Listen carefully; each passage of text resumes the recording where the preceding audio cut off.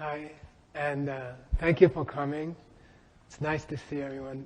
We've been away for almost two or more months overseas in India, and we got back last night.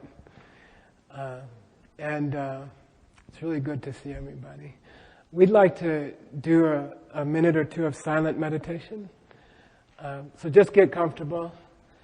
And it's just to sort of center our minds and try to bring it from India to Tucson. All right. Okay? So just 2 or 3 minutes. Maybe watch your breath. These talks, which are sort of continuing every 6 months or so, are part of a series to talk about the idea of having a partner, a spiritual partner. And in my mind, there are 3 things that have to happen with a partner, right? The first thing, you have to find them, right? You have to find them. And so for some of you, this will be a talk about finding your partner, right? How to locate a person that is the perfect one for you. And that would be the first goal of these talks, I think. Second goal would be how to keep them. Because oftentimes we find someone and then we lose them through many causes. So I think in my life, since high school, I think, in high school mainly, it would be how to find them. But then, within a couple of weeks, it's how to keep them. And then, even if you find a good partner, and even if you're able to keep them, sometimes because you're able to keep them, it becomes a challenge to be happy with them. So I think there's 3 separate steps. One is finding a person who's special. One is learning to keep them, how to keep them.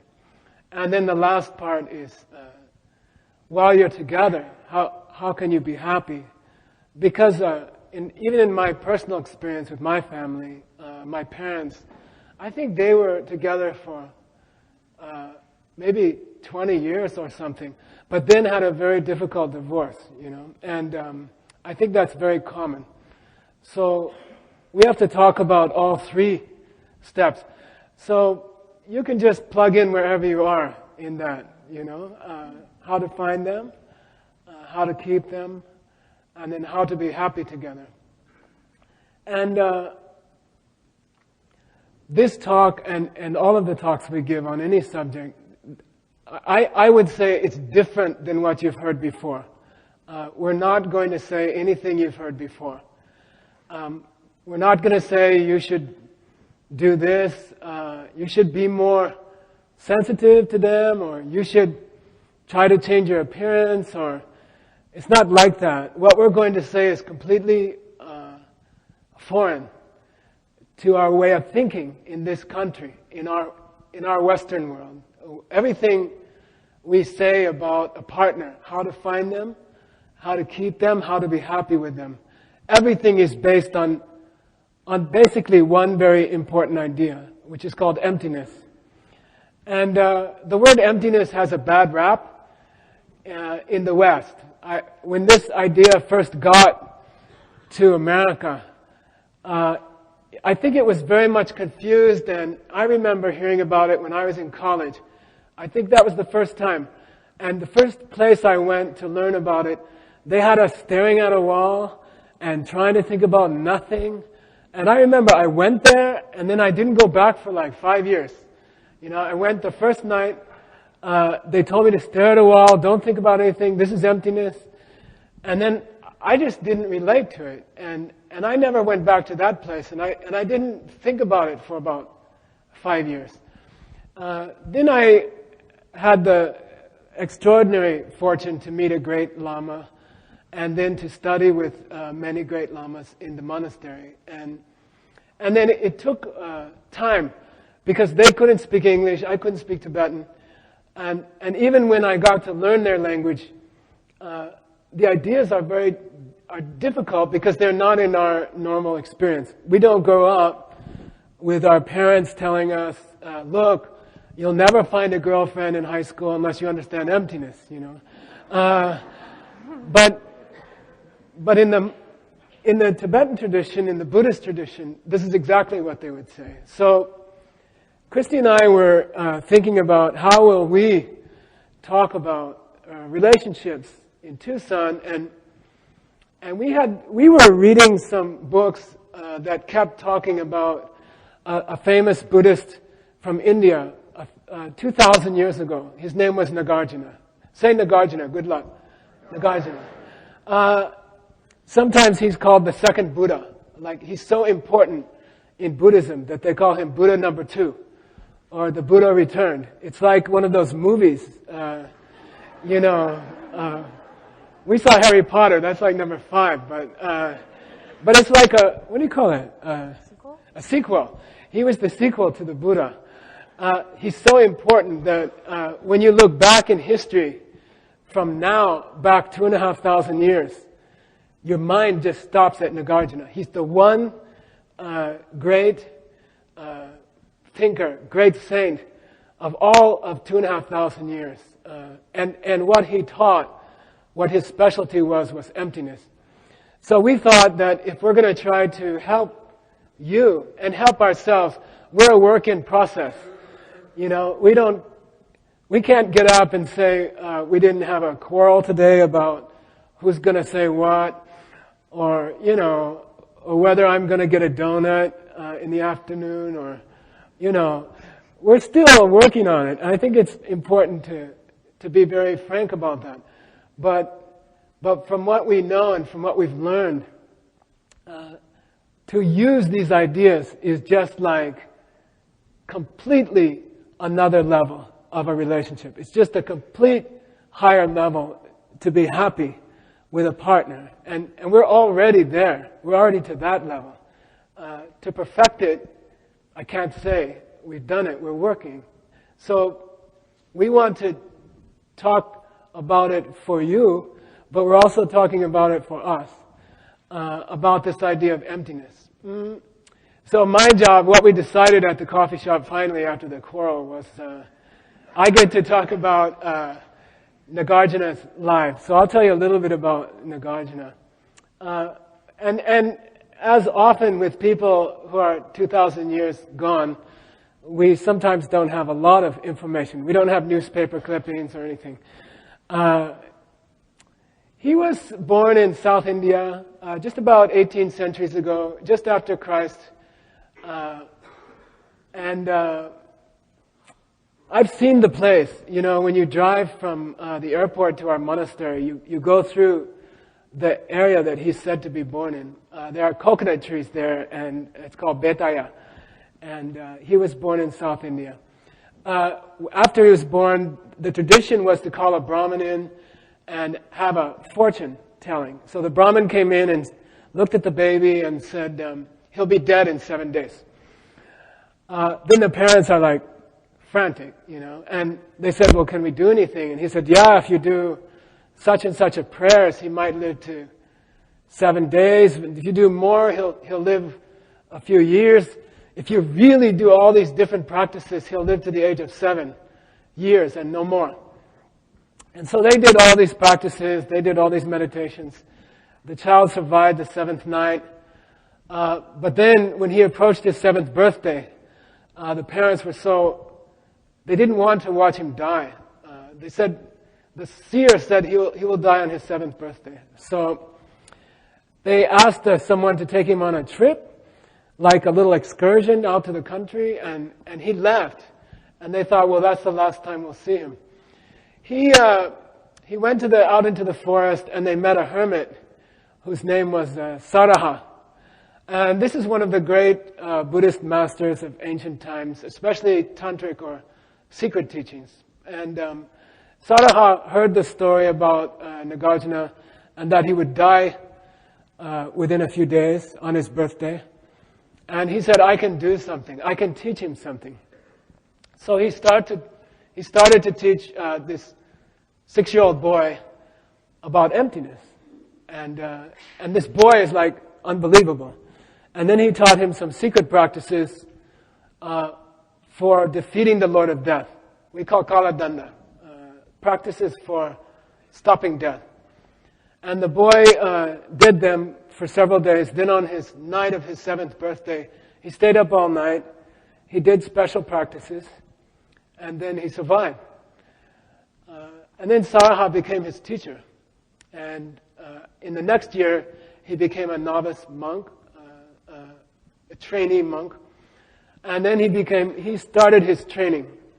So already by the time he was 7, he had received very high initiations and empowerments into a practice related to what the Dalai Lama teaches. And this text that you're going to hear in the next 3 days, which is called A String of Jewels, this is one of His Holiness's favorite texts. His Holiness has memorized this text and he teaches it often. So he became the very famous monk. He became the abbot of the largest monastery and university in India called Nalanda, which was sort of an early Diamond Mountain university. And he became a very famous figure there. He's called Nagarjuna. He got his name, Nagarjuna, because there are these creatures in Buddhism called nagas. And they're like dragons. Like if you saw Harry Potter and the Goblet of Fire, because when you come back from India, you have to see 18 movies in a row, just to get readjusted, you know. So, it's like that spine-back Australian dragon that Harry was fighting in the movie. That's like a naga. So nagas look like that, and Only wet. Only wet. They kind of rule bodies of water. They're dragons who like water, and they also like to hide underground. They're like dwarfs, right? And they have the tradition is that they used to keep.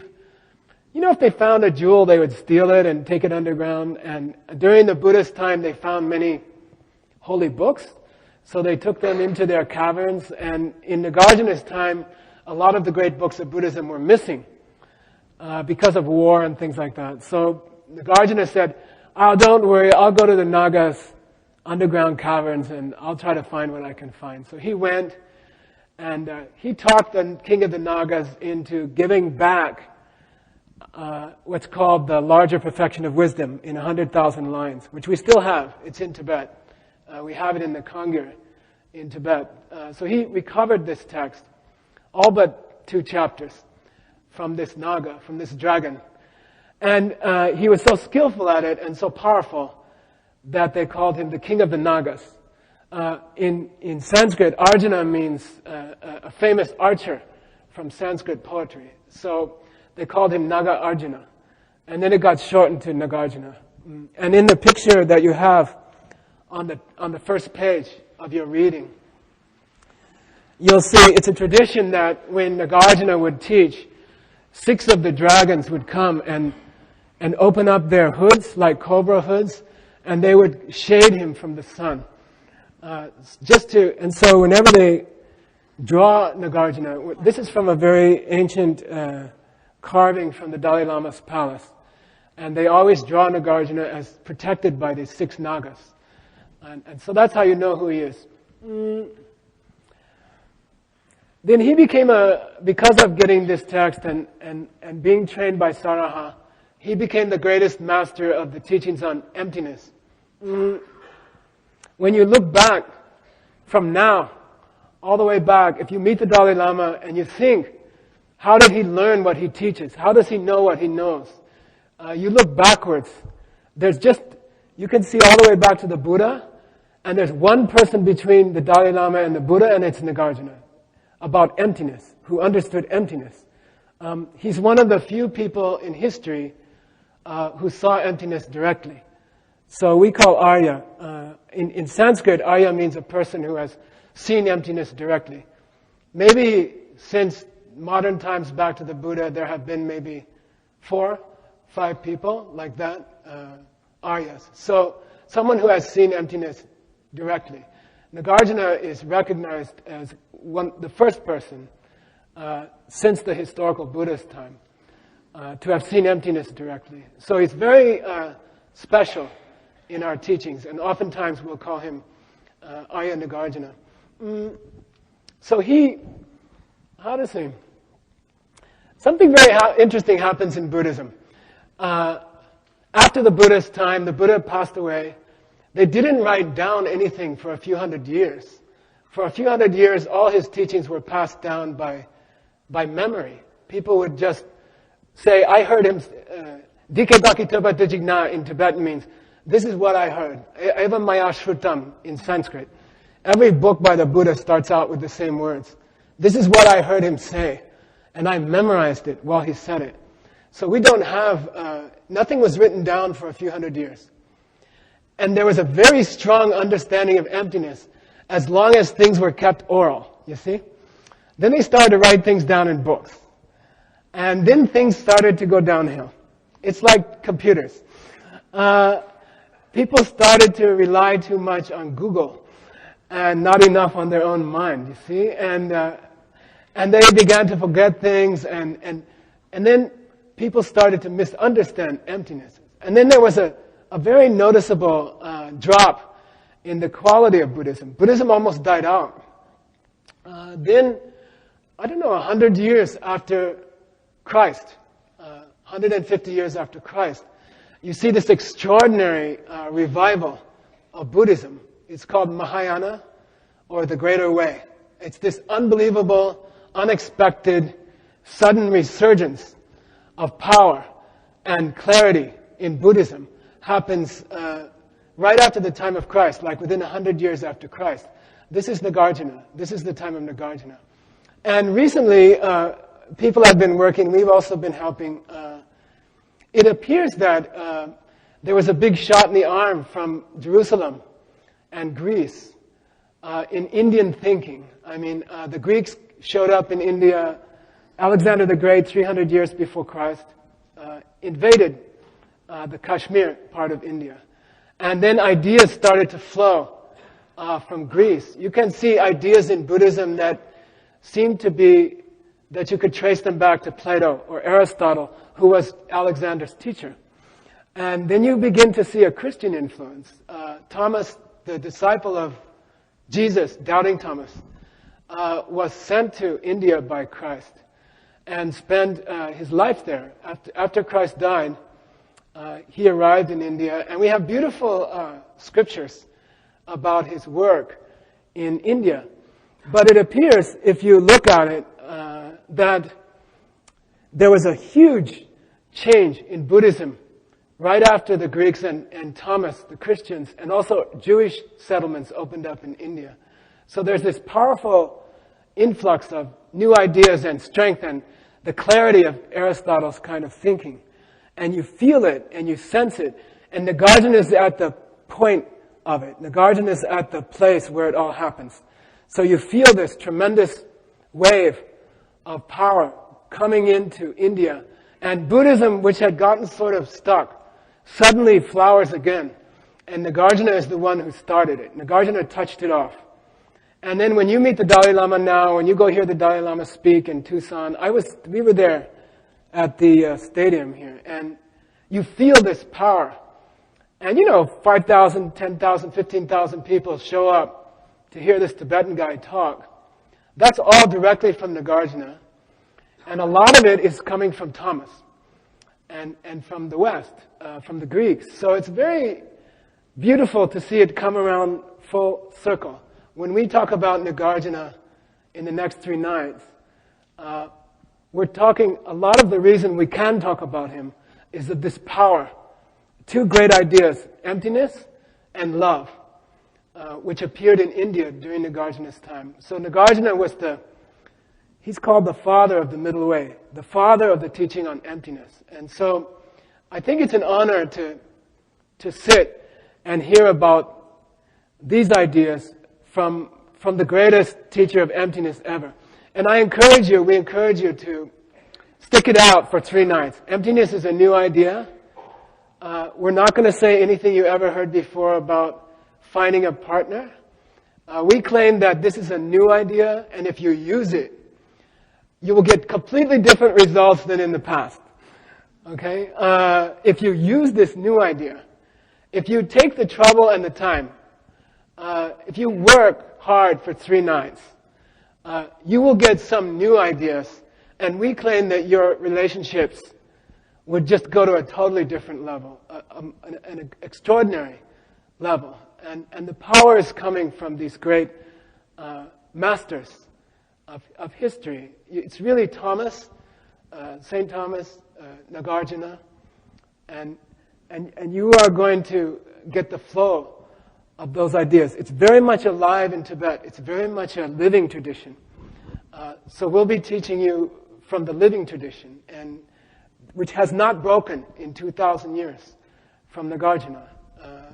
It's come down from teacher to student in a living person, very purely, very beautiful. So we'll start with the actual ideas on emptiness. Okay.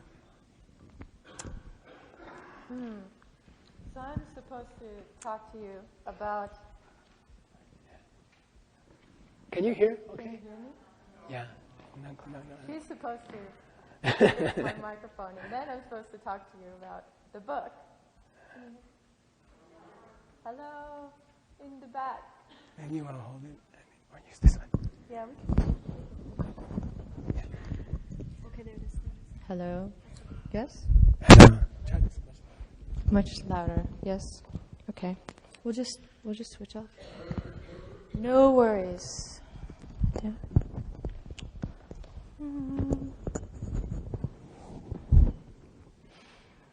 So the book is called, in Tibet it's called Rinchen Trengwa. Say Rinchen Trengwa. And that means a string of jewels. Trengwa is like what you call a mala or a rosary. You know, it's a string of jewels. These are amethyst jewels tied together to make one long whole piece, right? And the reason they call it this is because they're a series of very short encapsulated verses. So these tiny little verses which together make a whole and help you understand this very difficult concept called emptiness. And Arya Nagarjuna, he wrote many different books on emptiness. And this is one of his 6 greatest books on proving emptiness. But there's one thing that's unique about this book that's different than all the other books that he wrote. Most of his other books he spends proving that emptiness is true, that is our reality, that this whole church and all the people in it and us here and you and your mind and everything is empty. It's a concept. It's something about the way the world works. And he uses all these books to prove that that's true to you. But this particular book is very interesting to me because it sort of encapsulates what Geshe Michael was talking about, the birth of the Mahayana.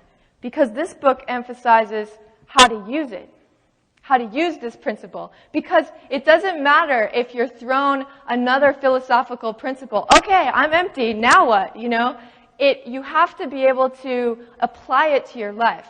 You have to be able to, in this case, apply it to your relationships and make something happen with it. It has to be useful to you. Otherwise, it's just like another thing you learned in school that you're going to put on the shelf and never use again. I was just at my sister's house, and she's like, have you ever used Algebra 2 in your life since you got out of high school? I said, no. And we don't want emptiness to be another book on the shelf like Algebra 2, where you finally, you just give it to Goodwill eventually after you get, It should be something that once you hear it, if you get it, it will totally transform your life. And it will totally transform your ability to, those 3 things, find someone that you really want to be with and hold on to them and then be happy with them. So, Nagarjuna wrote 500 verses in this book. And we don't have time to talk about 500 verses together in 3 nights. So we went and searched through the computer database where, how many ancient books are typed in? It's like 5,000 ancient books are typed in. And we checked and saw which were the most important, which were the most famous verses.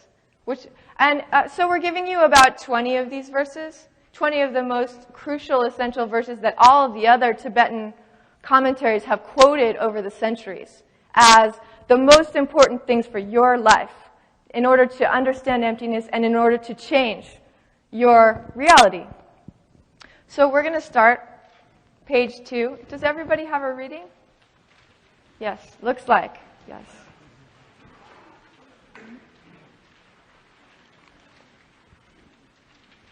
So when Arya Nagarjuna is proving how emptiness is necessary for us, his main point is that everybody has goals. Some people have, most of us have both what we call worldly goals and higher goals. Say, we want promotion is kind of like a worldly goal. And then we have more spiritual goals. We want to grow into a being that could always love the people around us. Could always be filled with total compassion at every moment, and never get irritated with our loved ones, and never say negative things to other people, and those kind of goals, higher spiritual goals, goals of transformation. And Arya Nagarjuna says, listen, the only way to reach your goals, whether they're worldly or spiritual, for sure, is to understand emptiness. That's the only way to get there. Because that's the way the world works. So, this is your first introduction to Arya Nagarjuna's expression of emptiness. Me is not something which exists, nor will it ever exist. Mine is not something which exists, nor will it ever exist. Children hear these words and fear. The wise have finished with fear.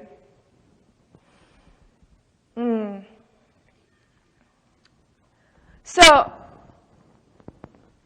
is it true that I don't exist? Is it true that my partner up here does not exist?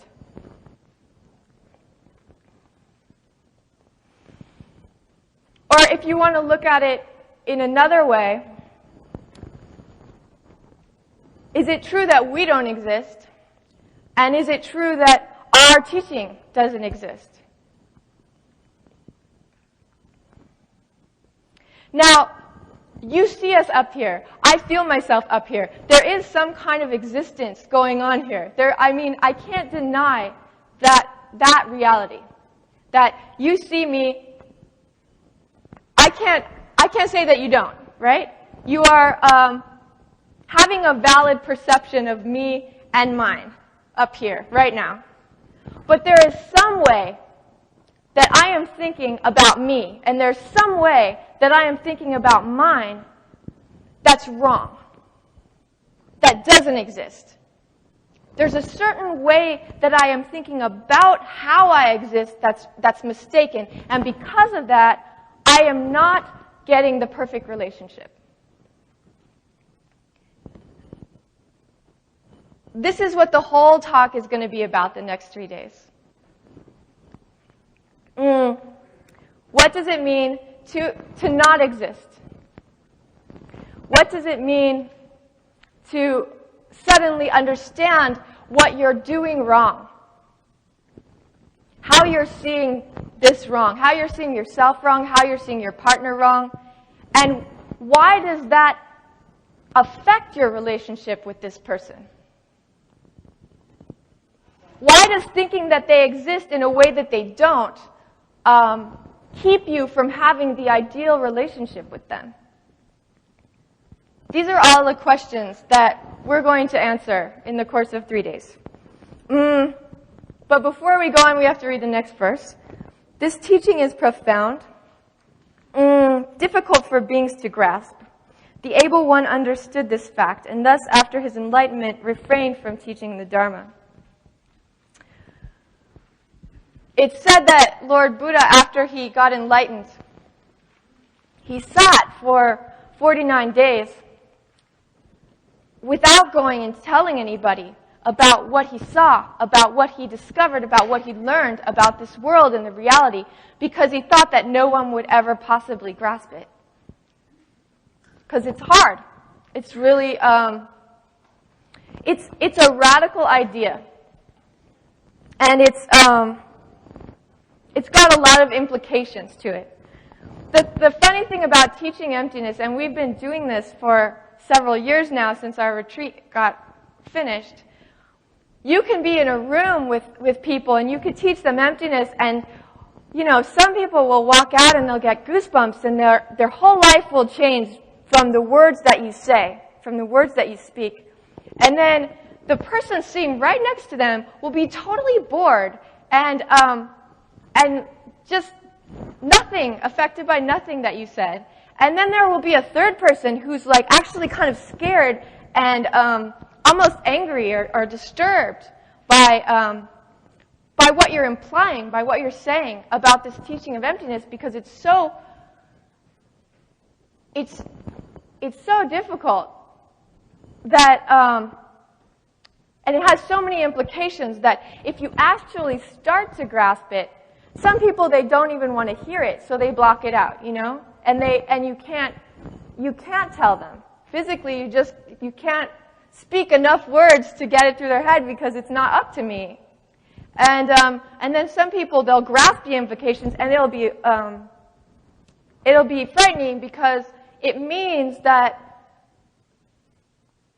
everything that you thought since you were a child has been wrong, and you kind of have to change the way that you see the world, and you have to change the way that, especially the way that you're behaving. And sometimes that's uncomfortable for people. They don't want to change. So it makes people afraid. Like it said, children hear these words and fear. I don't want to change. I'm comfortable the way that I am. But are you happy? Are you ultimately happy? Are you getting everything you want? So Arya Nagarjuna starts out telling us how difficult it is to grasp these things that he's going to talk about.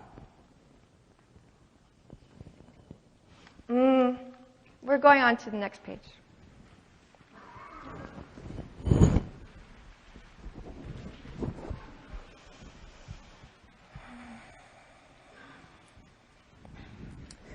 Thus it is a kind of blindness even to ask the question whether a world which is like a mirage exists or doesn't exist at all. And a person who lives in blindness will never find liberation. Those who think that things don't exist pass to the lower realms. Those who think things do exist pass to the higher realms.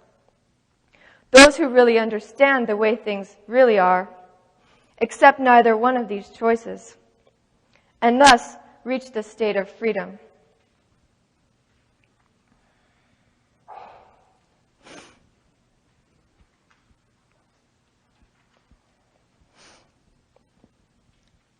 So, that question about whether or not I and mine exist, he starts to get into the answer here. There are what they call two sides of a cliff that you can fall into when you're talking about the way things really are, how your reality really is. They really do actually exist out there from their own side without any kind of responsibility on your part. You're not doing anything. They just exist and they have nothing to do with you. And that's the first cliff that you fall over. And most people are in this cliff. Most people are thinking, when they're looking for a spiritual partner, they're out there somewhere.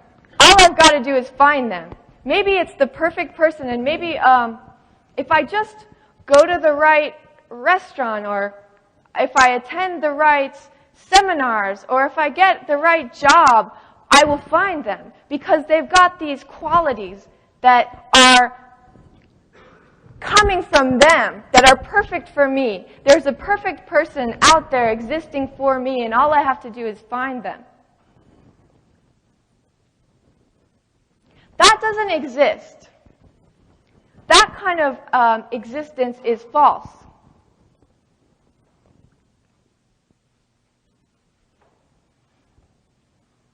Because you see people who find the perfect people that they're looking for, and then suddenly, like slowly over time, or suddenly, it doesn't matter, this perfect person starts to devolve into an imperfect person for them. Now, if they were a perfect person out there from their own side, they could never change into an imperfect person. So all those people who met the love of their life and got divorced 3 years later, 2 years later, 1 year later, it's proof that it doesn't exist out there, that person doesn't exist out there. There's something in our own eyes that makes us see people as attractive to us. There's something that's coming from us that causes us to feel attraction to another party, and causes us to feel endearment to their qualities. If their qualities were endearing in and of themselves, then every single person in this room would find them totally endearing and would want to go out with them. Right? If the qualities had endearing in and of themselves, if they weren't coming from you, if that endearing feeling wasn't coming from you, they could never change to irritating. I have this endearing quality of being really slow when I get dressed and when I do things, and it's really endearing to you now, isn't it? Things that you discover with people when you first meet them, they change, right? They change over time. It's coming from you. This is the premise of, and to fall over this side of the cliff is to think that it's not coming from you at all. It has nothing to do with you. That the people that you meet are either endearing or irritating from their side. Right? Then there's another side of the cliff, and this is more rare. But it sometimes starts when you first start studying this stuff about emptiness. Because, you see in the first page, I don't exist, my partner doesn't exist, and then the person dives off the cliff. That's what they say. They go off the deep end and they think, okay, nothing exists. That means nothing matters. That means I could do whatever I want. And there's no consequences to my actions. And that's a huge mistake in Buddhism. To think that you don't have, because nothing really exists, then there's no consequences to your actions. It's actually the opposite. So they say, those who think that things don't exist pass to the lower realms, meaning they go to hell. In our particular subject here in our teaching, that would mean that all your relationships would just degenerate. They would totally collapse. If you started to think that there were no consequences to your actions and you started to treat people badly, obviously your relationships would degenerate,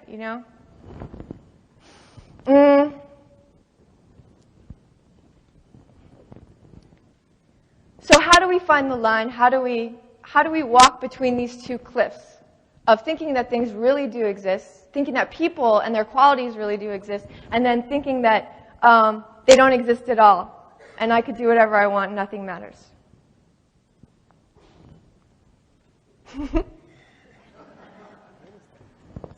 Aren't you guys? No.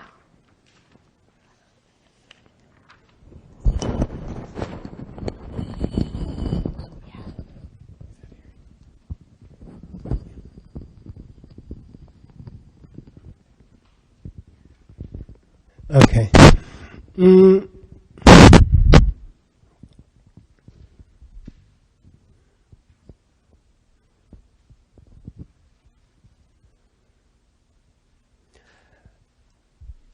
So Nagarjuna, most people know about Arya Nagarjuna because he taught emptiness. And when you think about him, normally you think about emptiness. Did I put it on? Sorry. I start yelling at some point. Okay.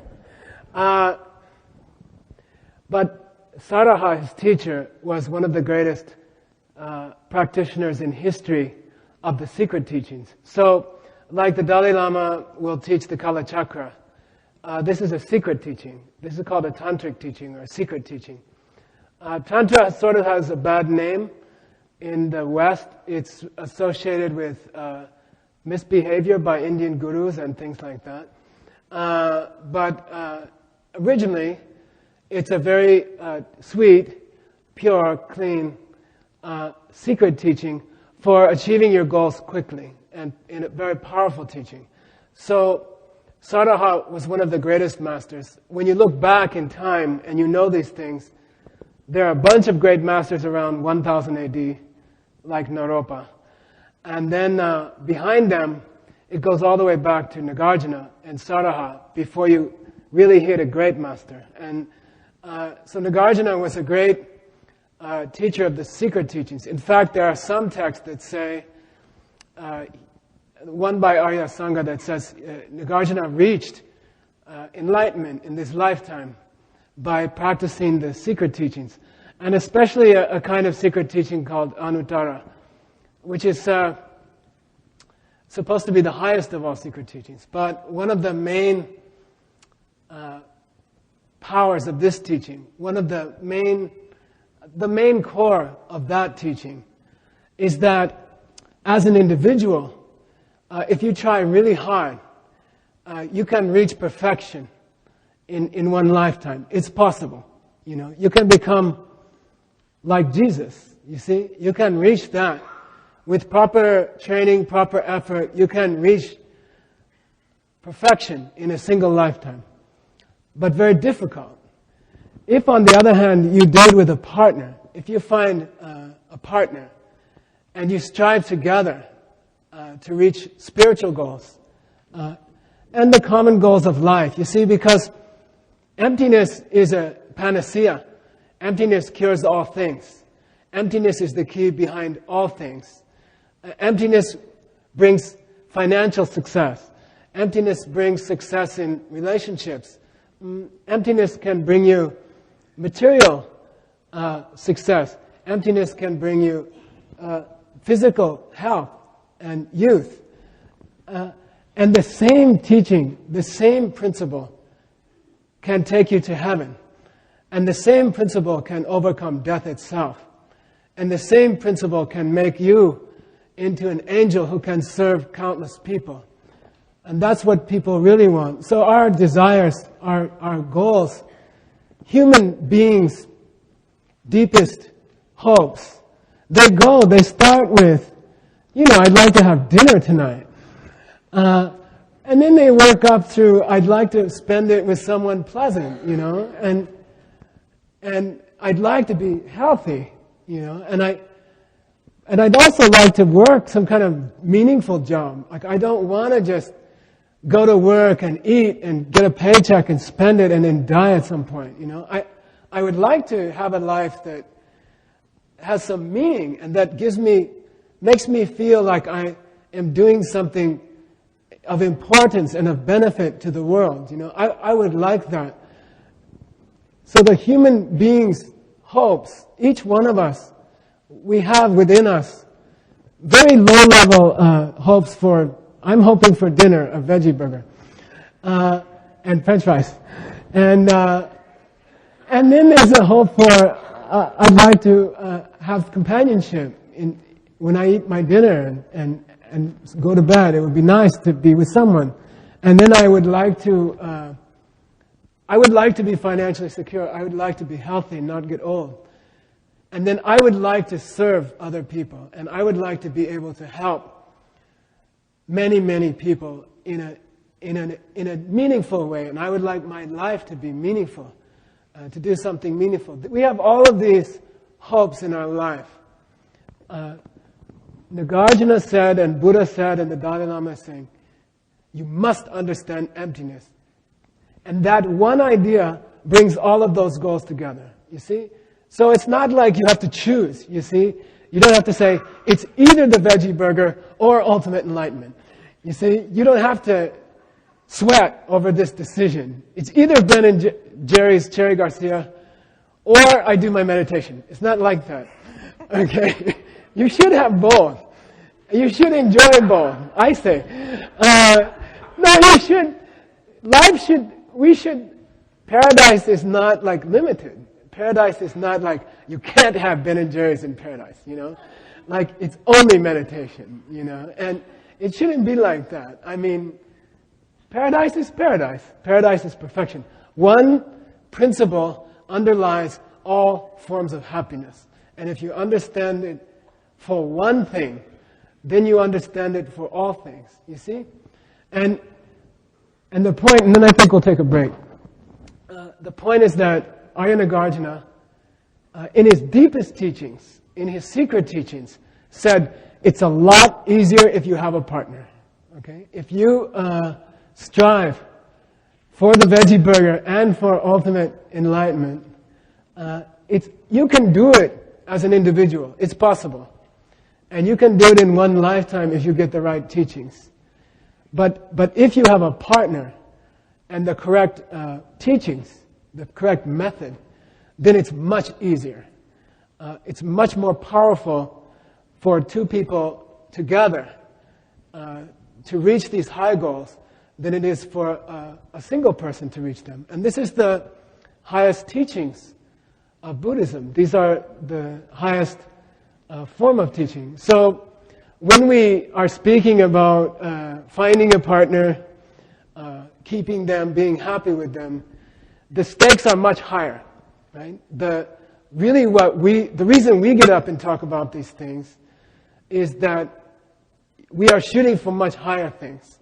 And if you have a partner, and if you have the proper understanding of which emptiness is the core, then you can achieve great things for the world. Then you can, as two people working together with two complementary energies, male and female. These are very deep, powerful energies. If these two energies can be united as a single flesh, right? Jesus said in a single flesh, as a single person, then it's much more powerful. You can be much more benefit to your world. So we're going to be talking about that after this commercial break. Are there refreshments? Yeah. You want to make it? Yeah. Cup? You want this?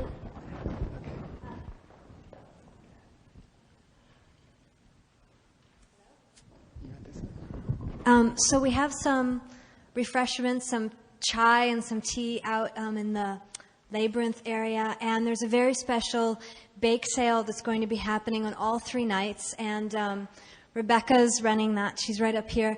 And all of the proceeds, it's by donation. All the food is by donation. The tea is by donation. And all the proceeds go to help the Sarah May Monastery where Geshe was trained and where a lot of our students are being shipped off for the summers to learn about that. So if you're interested in knowing about that program, you can talk to Rebecca.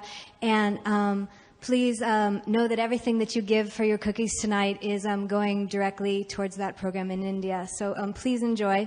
And no food in the church. Thank you. Have a nice break. One more thing.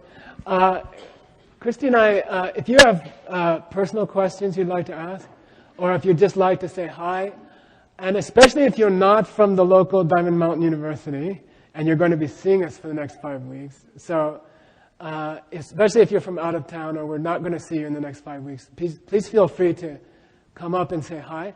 Or if you have like a particularly private question you'd like to ask, quick one, very welcome to come up. We have to see Mr. John Brady, Ellie Vanderpass, Mercedes, and Gary Hirsch and Kenny Hirsch in that line. Okay, so have a good break. We'll see you in 10, 15 minutes. Yeah.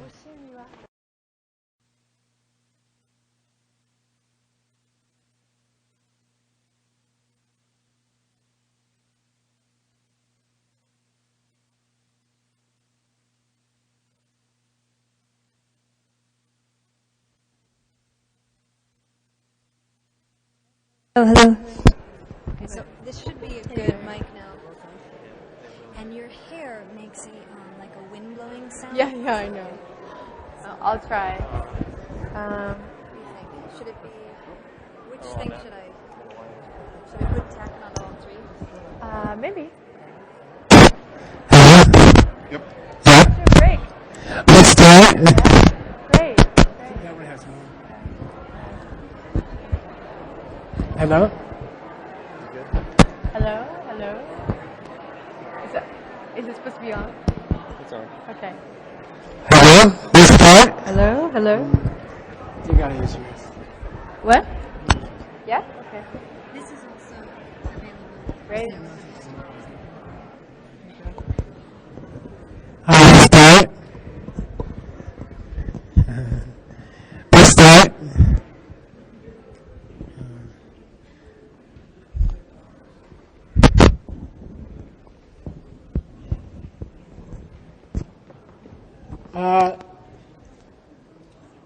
Just one more announcement before we start.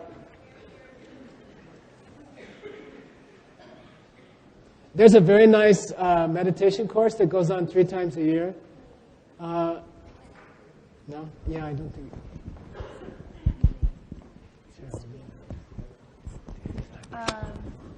He's using mine right now, so. Yeah, I think it's better.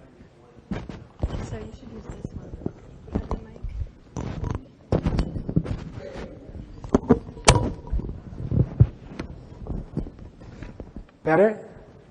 Better? Okay. There's a really nice course. It's led by Mercedes and Will Duncan. Is Will here? I don't know. No. But it happens 3 times a year. It's a 5-week course. It's free. Even refreshments. And it's a very beautiful course for people who are on a Christian path.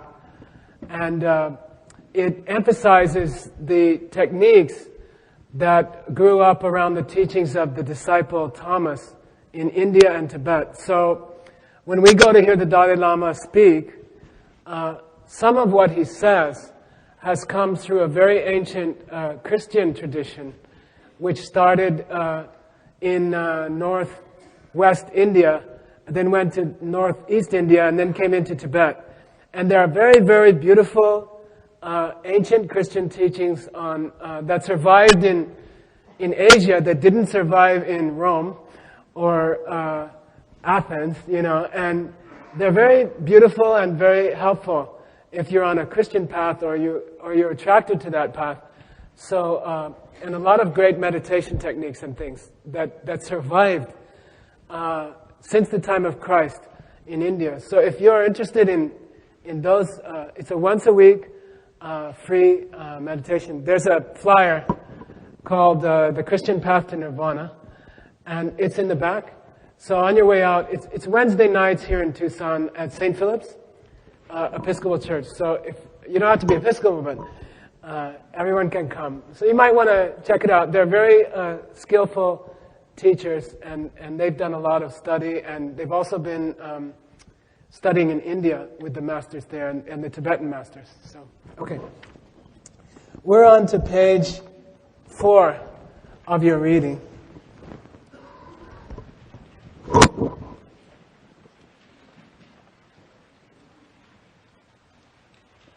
I'm going to do the second verse first. This is a very famous verse. It says, the things that can kill us are many. The ones that keep us alive are extremely few. And even these are death itself. As such, we must always practice the Dharma. So, we just got back from India. We try to go every year to get recharged and learn new things. And we go to a city called Varanasi. A very ancient city. It's a lot like Jerusalem.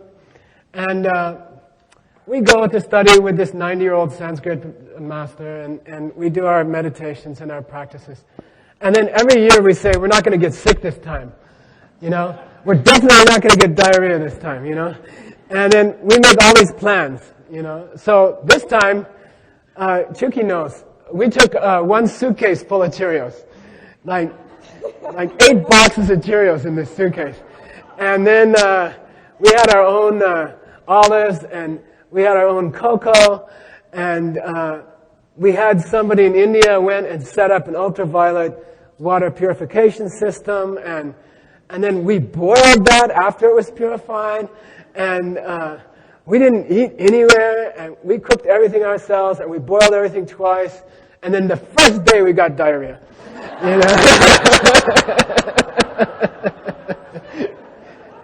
And she had it for 2 months straight, and very serious. In fact, we came back a little early to get some medical help, and it was really sorry. But you're just this thing in India. It's so weird. You walk down the street, and you'll see a place that's selling. There's one place in Varanasi that sells American cinnamon buns, and so I happen to go by this place often, and you're just walking down the street, and you look in the window, and you look through the glass, and you see the cinnamon bun, this one American food in this city of 10 million people, right? And it's dirty, and people are screaming, and there's cows and pigs and chickens, and it's so hard. And then you see, food, real American food.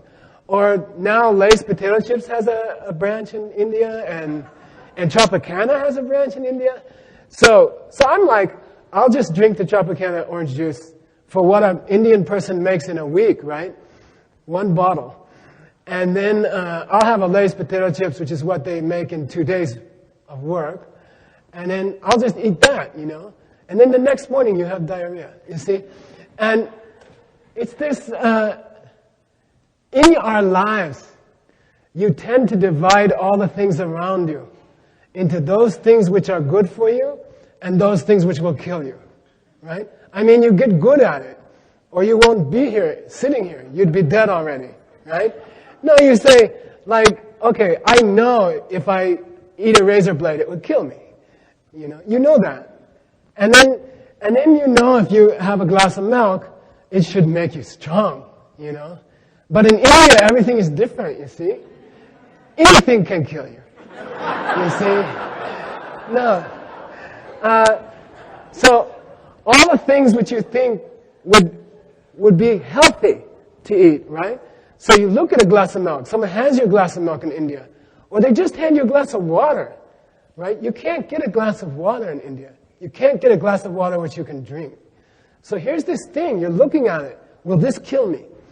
You see? And I'm talking literal, we were very sick there. And there's nothing you can do. Because the penicillin is bad too. You see? I'm not kidding. Maybe somebody in the factory wanted an extra 50 cents. They threw in some rat poison or something. You see? And so you look at all the objects in the store. You go into a store and you look around and you say, everything in this store that I should buy to make myself strong and healthy, or just to eat today, any one of them could kill me. And you start to get paranoid. You get really paranoid. You buy this bottled water, right? Very expensive. You buy bottled water. People open it. They pour out the bottled water. They pour in the dirty water. They glue it back shut. And they sell it to the foreigners, So you've got this bottle of water and you don't know. maybe this bottle of water will kill me. Maybe I won't get back to Tucson. You know, it's a real thought goes through your mind like the 5th week you have diarrhea. Because you can't eat. You lose like 20 pounds and you're like, I don't know if I'll make it back, you know. And then you get back, okay? So we got back. We flew into LA, you know, Christmas Eve. And we're like, the next morning we're at Trader Joe's, you know. And there's this exercise you do when you come back. You just walk down every aisle. And you pick out everything you like to eat, you know, and you put it in the cart, you know, and then you just buy everything, you know, and then you go home and you put it all in the shelves and then you don't eat it, you know, but it's just real food, you know, and then you go out with the relatives, because that's why you flew to LA, because you have to see, because we were passing through LA, we thought, oh, we'll see parents, you know, so Christy's parents live there, my mom lives in San Diego. So, you know, Christmas time, you have to do if you fly back a week early, you better do the Christmas thing, right? And so we went to see everybody, and you do the family thing. You see, you go and you sit on the long table, and there's 12 people, and 6 of them you never met because they're somebody's relatives, and they have this unbelievable American food thing, you know, like, the way to say hello in America is to overeat together. And huge piles of food, you know, and everyone's eating. And then the topic turns to death. And, no,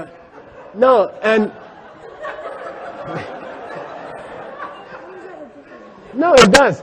It's like, no, her mom just got over ankle surgery. Very dangerous, very bad ankle surgery, all metal. Now her ankle's all metal. My mom just had knee replaced, you know, and then her father's brother just died suddenly in his sleep, and her grandmother just died, and her the other aunt just died, and who died in their sleep since last Christmas, and then suddenly you get this realization that it's the same here and in India. You see, it doesn't matter.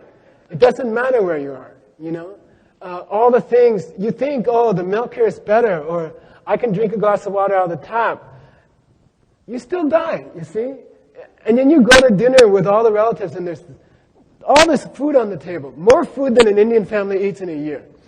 And still the people are dying, you see. Death is, the first verse here. We live surrounded by the energies of the Lord of Death. A candle in a hurricane, you see. We did that 3-year retreat down in Benson. We didn't have electricity. Oftentimes the flashlight would go out. So you light a candle, you know, and then you go outside to try to find the outhouse. And it will just get blown out, you know. And so there's this very funny exercise. You get really good at like holding the candle here and trying to keep your hands around the top and trying to get out. And then you know it's going to blow out, you see. A candle, you walk outside with a candle, it will get blown out. Your life is like that. Your life is like that. It's not a question of whether the candle will blow out. It's just a question of when, you see. How long can you keep it from blowing out? The exercise of living will kill you, you see. The exercise of going to work, of having a normal life. We are just, to drive around Tucson tomorrow is to expose yourself to the wind, and the candle will be blown. It's not a question of whether. It's just where and when will it happen, you know. What moment will you hit another car, or when will the stroke come? Like the president of Israel, right? Prime Minister. I saw his photo 2 days ago, and I was thinking he doesn't look so good. Then yesterday he has a stroke. They're trying to keep him unconscious, because if he wakes up, he'll die. You see? No, they're trying to keep him in the coma. You see? So, and the day before, he's like one of the most powerful men in the world. So, Arya Nagarjuna is like saying, do it now. You see? If you have a chance to do something of meaning, do it now. Because you don't know about tomorrow. We don't know what will happen tomorrow. You see? So, in this case, he's talking, It's a funny thing. It's funny to tell people this, you know. This relationship thing, this thing of finding a partner, this thing of using a relationship as a stepping stone to a higher level of existence. Do it now. You see? It's not, we're not giving this talk because it would be nice to find a person eventually or something like that. We're saying, if this is really a high spiritual practice, then get serious about it, right? Do it now. Like, start working on it now. What? Find a partner. Then what? Then use that relationship to do something higher, of higher meaning. You see? How? Through emptiness. Okay? You have to use emptiness. Right? What's emptiness? Christy's going to tell you. Okay. Right?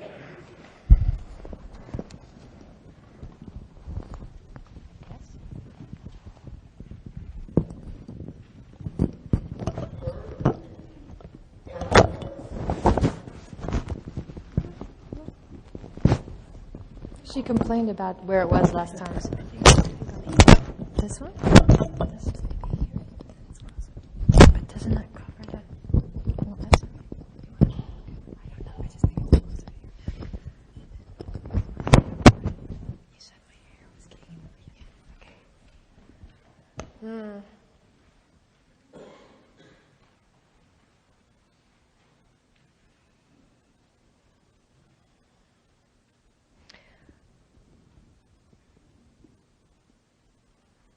So the time is now, right? The time is now to do what we want to do with this life, because we never know when it's going to end. I mean, at any moment, you could be the one that suddenly went in their sleep unexpectedly. And it's not, the Buddhist texts don't dwell on this because they want to be morbid and they want you to get depressed. And what they want you to do is get moving with your life, get moving with your goals. You know, people get lulled into this complacency because they're comfortable. Because you go to work, you come home, you watch TV, you do the same things every day, and you get lulled into the sense that this is going to last forever. That you have an indefinite amount of time to go on, and so you don't really have to act now. And the reminder that we just heard is, no, that's not true. You know, you do have to act now because you never know how long you're going to have. And we don't want to miss out. You know, we don't want to waste our time here. We have an unlimited amount of time here. We have a precious, limited amount of time, our precious life, our precious, short, fleeting, candle in a hurricane life. And so we want to get the most out of it. Is getting the most out of it, does that mean for you that you need a partner? Well, Arya Nagarjuna says that having a partner is the quickest way to reach the ultimate goals, right?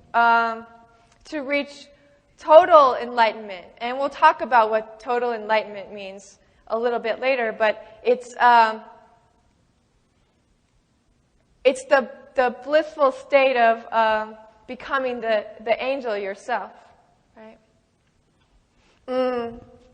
This total radiant body of light and this mind that has absolutely no negative thoughts in it whatsoever, just total love for every being, and a mind that can reach out and touch every other creature in this whole universe that we're in.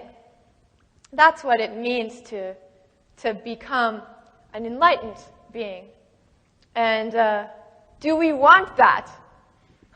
Well, sounds pretty nice to me.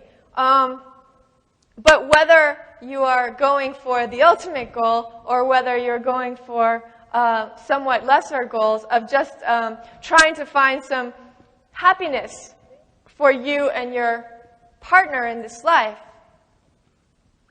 you have to understand the way it works, how to get what you want, how to reach your goals.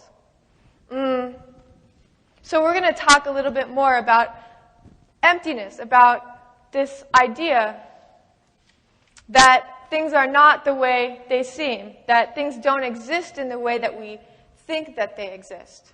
We're going to try and find that line between falling over the cliff to thinking they really do exist out there and falling over to the other side and thinking that they don't exist at all, right? So Arya Nagarjuna gives us another clue in the next couple pages. He says, people are not made of earth, nor water, nor fire, nor wind, nor sky, nor even consciousness. And if people are none of these, how then could they be something else? People are made of all 6 elements, and so they cannot be real. Each of the elements, too, is made of other things, and so they, too, cannot be real. In the ancient times, they described the way that our bodies were made up by these elements, these essential elements of earth and air and water and fire.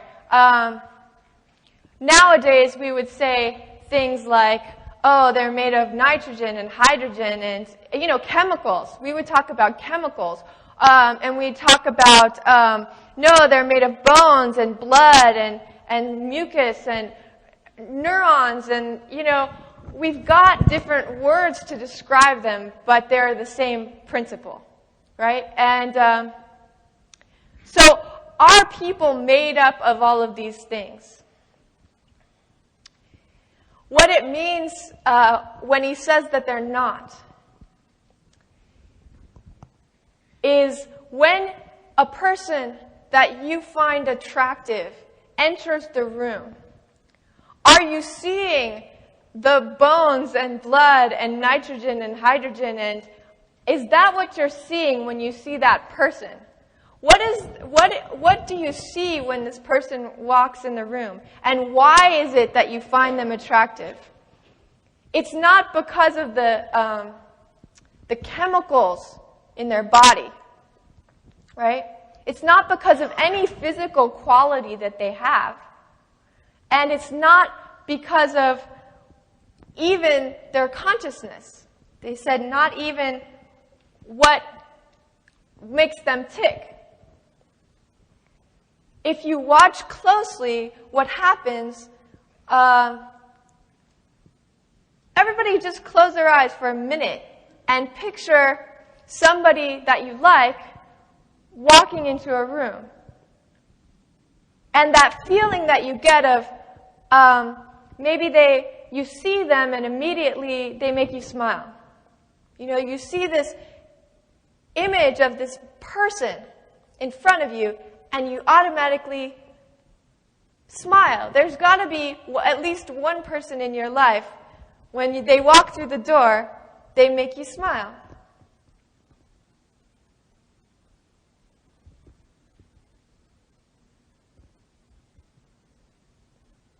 Did everyone find a person that makes them smile? Yeah? So, what's making you smile? Is it the shape of the form that you see when they enter the door? I mean, is it the colors and shapes that you see, like in their face? Is it the shape of their eyes? Is it in any physical quality that you see in that person? You have to say no. That feeling of making you smile doesn't exist in that image. And, they haven't said anything yet. They just came through the door, so you have no idea what they're thinking. So it's not like their personality is making you smile at that particular moment. The person walks through the door, and you have overlaid a whole story onto these shapes and colors. You have overlaid a whole story of who you think this person is, and that's the person to you. The person is coming from you. The person that you see that makes you smile when they walk through the door is coming from you. Because that information, all that information about what's causing you to smile couldn't be in what you see. And what's the proof of that? What's a good proof of that? Maybe the person next to you doesn't smile when they come in the room. That's what it means when we say the qualities of making you smile are not coming from the person themselves. They're coming from you. They're coming from a story that you have in your mind about that person. That when you see that image, you're overlaying this whole story upon them. Where is the story coming from? The story is coming from your mind. So here's the trick. How do we get good stories to pop up out of our minds every time we see someone walking through the door? And then, how do we keep that good story as they continue to come in the room and not suddenly lose the story when they stay too long?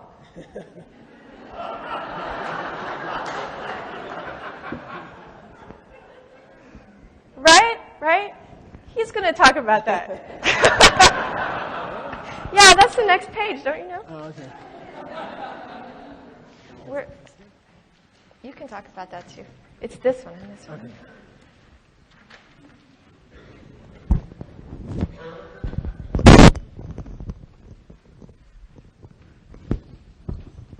Okay. Page 6.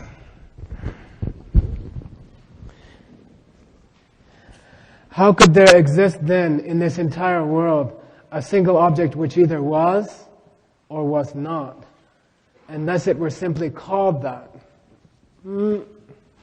This begins the idea of that things only exist in words. Okay? Things only exist in words. You know, and we've been saying all along, and Arya Nagarjuna says all along, when you start talking about these deep things, people immediately begin to misunderstand. Okay? It's very difficult. Lord Buddha, after he got enlightened, for 7 weeks, he refused to talk at all.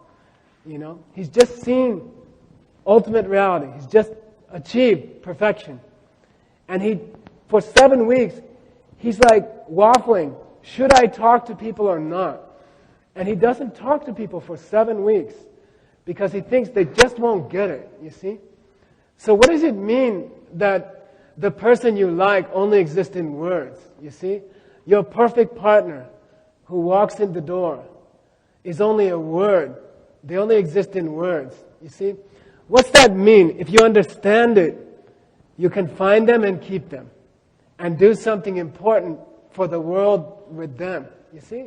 And if you don't understand it, you must lose them, okay? If you don't understand what we are saying, if you don't understand about the words, you must have a bad relationship and you must lose the person eventually, okay? So Arya Nagarjuna is always giving you the carrot and the stick, you know? He says, if you understand this thing about words, you can have the best partner that ever existed. And if you don't understand it, you can't have a partner. It won't work, you see. So what does it mean that a person exists in words? John, the first words of the Gospel of John, right, are what? Yeah, in the beginning was the Word, right? The first opening lines of the Gospel of John. En arche, en hologos, right? In the beginning was the Word, right? And what's that mean? Your mom taught you words, okay? Your mom did a great kindness to us. She taught us words, right? So your mom takes you out. I don't know, you're 2 years old. You see a car. You look at the car. And your mom says, what? Car. You know, no, you see it everywhere. In India, it's so beautiful. If you want to learn Hindi, you just hang out with moms. Because they're yelling words at their kids, right? They're like, car, auto, auto. You know, and you're like, auto, yo, auto, oh, auto. You know, and then it's lovely to watch mothers teach their children words. You see? It's so beautiful to watch. So, you saw this object, a car, right? Am I right? You saw your first car, right? And your mom says, "That's a car." It's a car. And then you learn the word, right? Buddhism says it works the opposite way. Ayurveda says it works the opposite way. Okay. Meaning what? Anarche in hologos. In the beginning was the word. The word came first. And then came the car. Okay? If you get it, you can get a partner. If you don't get it, you won't get a partner. No. I'm not kidding. This is emptiness. It's a little hard. It's unusual. But shouldn't it be unusual, right? Nothing else worked yet. It must be some trick. You see? Okay. Here's how it works, right? You saw a car first, meaning that your mind had the power to define the car, right? Like, you didn't confuse the front half of the car with the palm tree next to it. Like, something in your mind divided this shape from the other shapes that you could see. Your mind had already divided the car from the rest of reality. Your mind already made that object. Then your mom taught you some shorthand expression for it. But the real word for car is the ability of the mind to separate car from the rest of the world. And your mind did that before your mom taught you the word. The car was not coming. Car doesn't come from what your mom said. Car came from you before she said anything. Your partner, when you meet them, will come from your mind and not from any other thing. You see? So what? Should I just sit here and say, perfect partner, and wait for them to come down the aisle?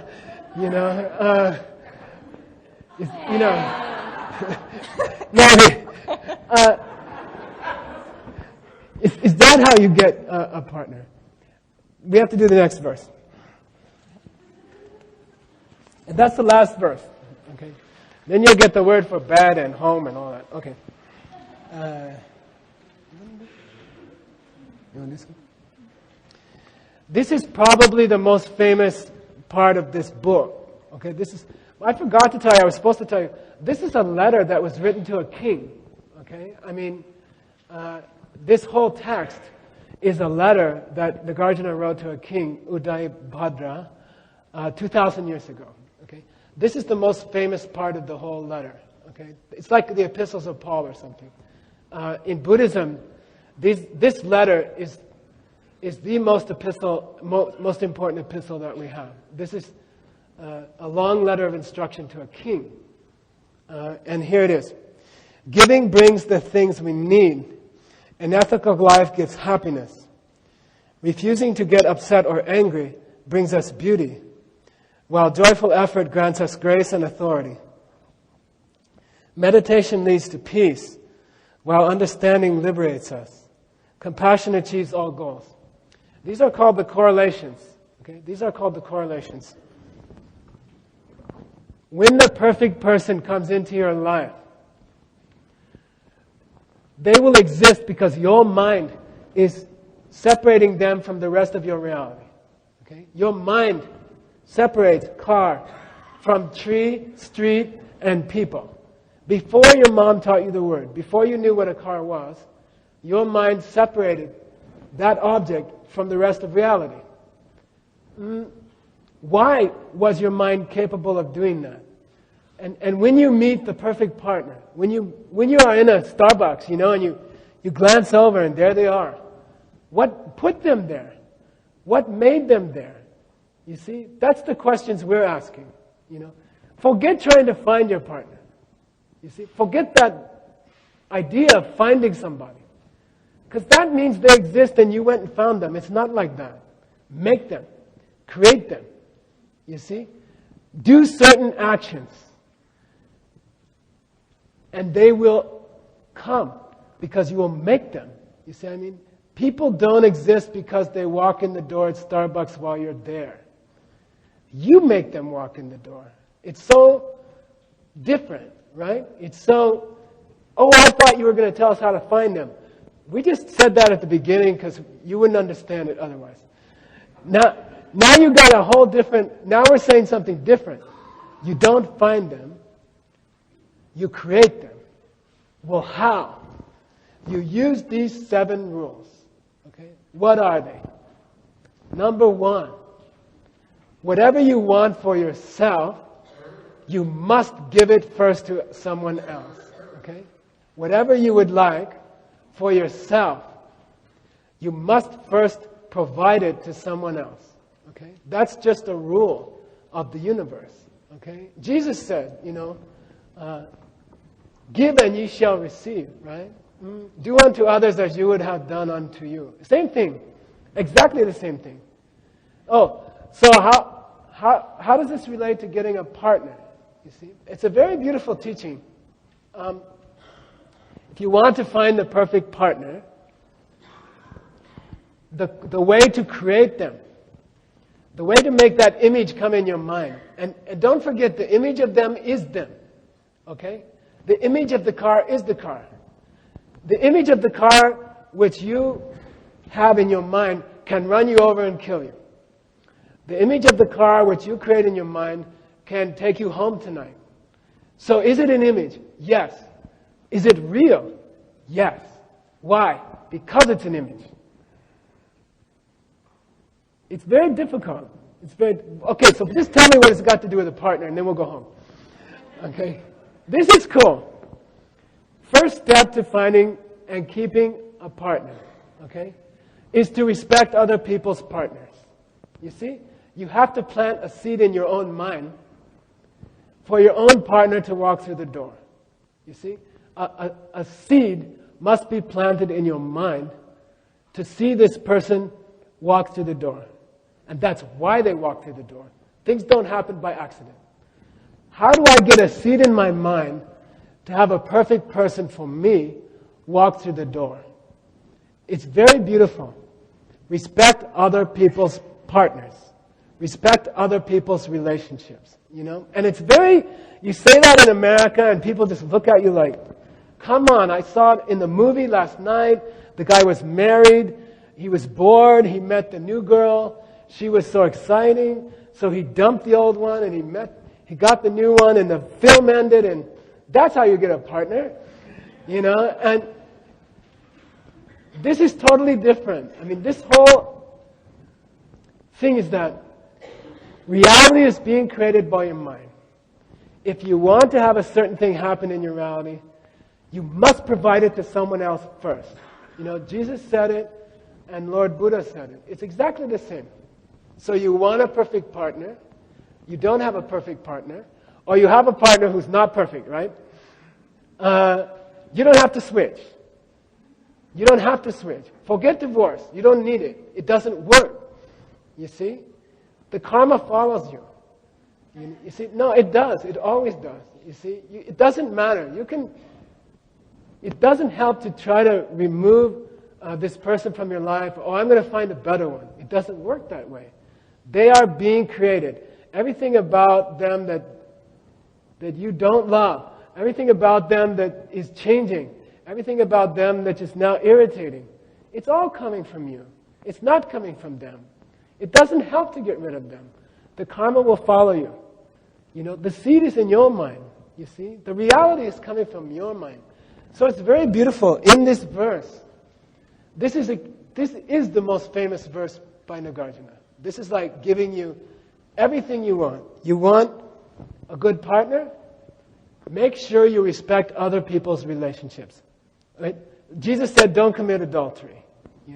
Don't break up other people's committed relationships. And we're talking either married or in a committed relationship. Okay? If either person considers themselves to be in a committed relationship, Hands off. Why? Because it's immoral? No. Because the church said so? No. Because in some places it's illegal? No. Well, why should I? Because then you can get the one you want. You see? It's so cool. It has nothing to do with morality, okay? It's so interesting, you see? Why be moral? Why respect another person's marriage? You see? Because I want a partner. You see? It's so, how do you call it? Not intuitive. What do you call it? Counterintuitive. What's the best way for me to steal my neighbor's beautiful wife? Just respect their relationship. Don't do the slightest thing with his wife. And within 6 months, the perfect partner will show up. That's how you create them. You see, it's very beautiful. And doesn't it make everyone more happy? You see?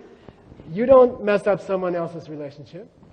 And because you were careful, because you honored their relationship, because you were super clean, then the perfect person comes to you. This is the teaching of the Buddha. This is the teaching of Christianity. It's the same, you see. And I don't know, somewhere along the line it got changed into a rule or a policy or a doctrine or something like that. And then, I don't know.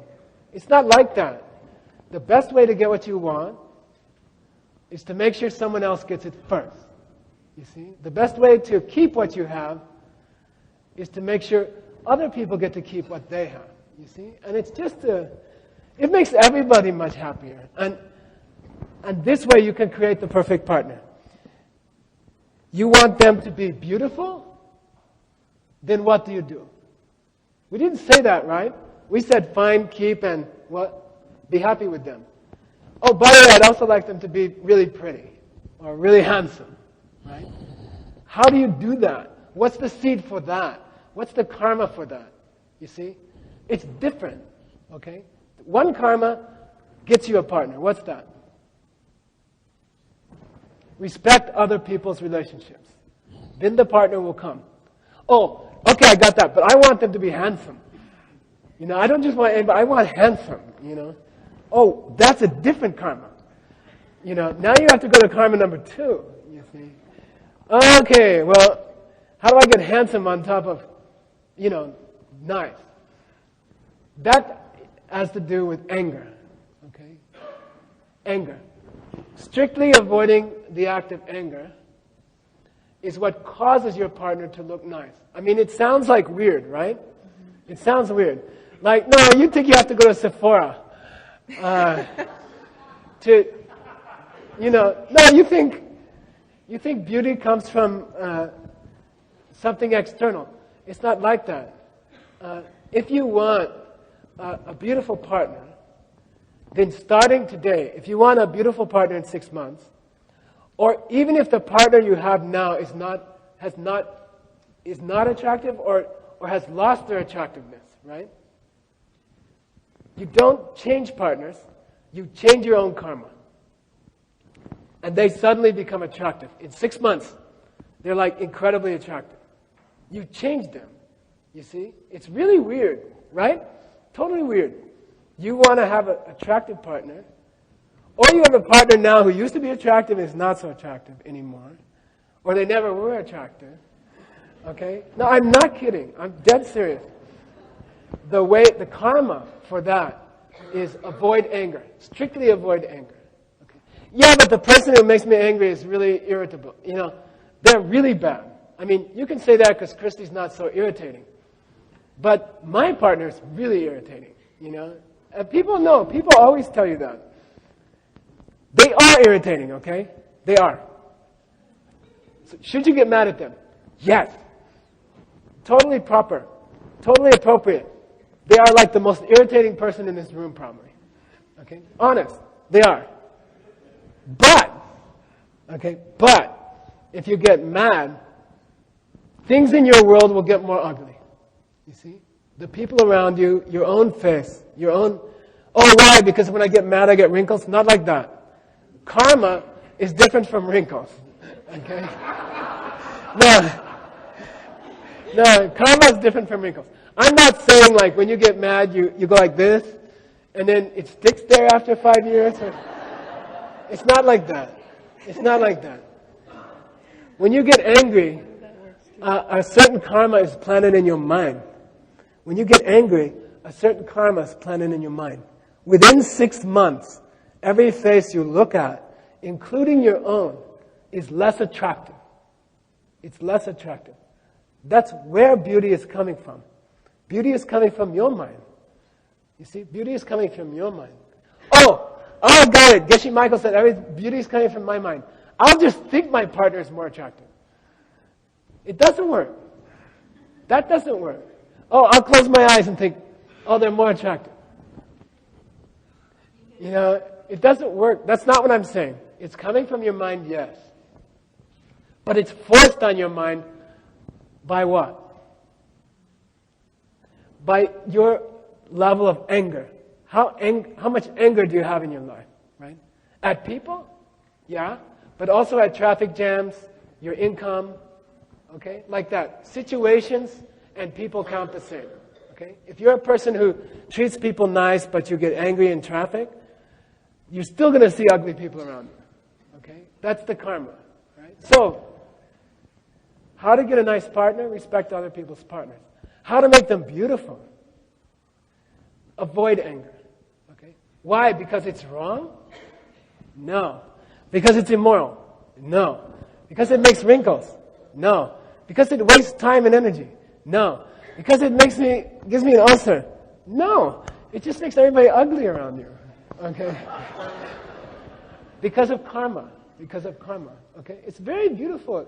What are we saying? And then we'll stop, okay? What are we saying? We'll finish this verse tomorrow. What are we saying? You can design your reality. You can sit down, make a short list of what you want. In a partner, for example. You can go home, make a Christmas list tonight. You know, make yourself a list. I want smart. I want intelligent. You know, I want handsome or pretty. I want sensitive. I want loyal. You know, I want won't mess around on me. You know what I mean? I want all this stuff. You make a list. And then we'll talk about the karmas you have to collect for them. You see? Because they're coming from your mind. Okay? The point of this talk, you don't find your partner. You design them. You know? Make a list what you want. And then we'll go through this book by Nagarjuna is the most famous book in history on you have to do this, this, and this if you want this, this, and this in your partner. You know, this is the most famous book ever written. We call it the correlations. Do this, get this kind of partner. Do this, they look like this. Do this, they have this kind of health. Do this, they are loyal to you. You see what I mean? Do this, they are sensitive. Do this, they aren't sensitive. You see? So we'll do more tomorrow.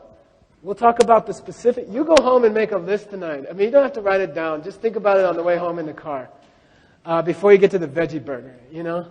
And just like, what would you like in a partner, you know? And then tomorrow we'll talk about, what kind of karma you have to do to create them.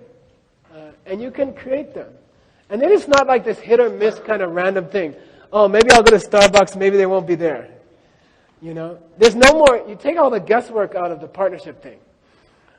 You just design what you want. And then you make it happen. Because it's empty. Because of emptiness, it's possible. Because of emptiness. So we'll talk more about emptiness tomorrow. It's really cool. Okay? We usually do some prayer at the end. It takes like 1 minute. Okay? This is the whole universe, okay? If you know how to do that, do that. If you don't, just do that, okay? And we're going to give away the universe to the universe. And we're going to give away all the good stuff we did tonight. If what we said is true, you just heard the most exciting news of your life. You can start to design stuff. So the best way to keep that in your heart is what? Give it away. Right away, before you get out of the room. Okay. Oh, I got all these new ideas. I think maybe I could pull that off. Yeah. How am I going to keep those ideas? Give them away. Right away. Before you get up, give them away. Okay? That's the idea, all right? We're going to do some Tibetan blah, blah, blah. and then you give away all the good stuff we did tonight. Okay, here you go.